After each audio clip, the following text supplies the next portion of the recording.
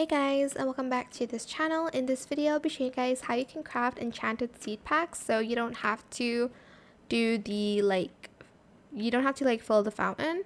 It does require more items, especially the mushroom seeds. So if you go to this crafting table to the left, you'll see the enchanted seed pack. It takes 5 minutes. It takes 1,500 fairy points and 2 mushroom seeds. So select craft.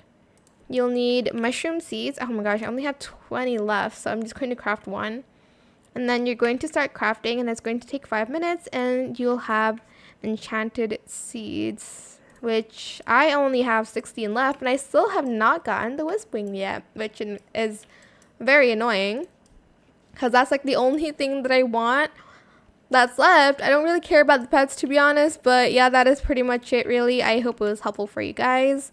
Don't forget to like, comment, share, and also subscribe to this channel if you haven't done that already. If you have any more questions about this video, just leave it in the comment section down below. I will try my best to answer them all for you guys. And if you found this video helpful, please click the thanks button as well. That is it for this video. Thank you so much for watching. Bye.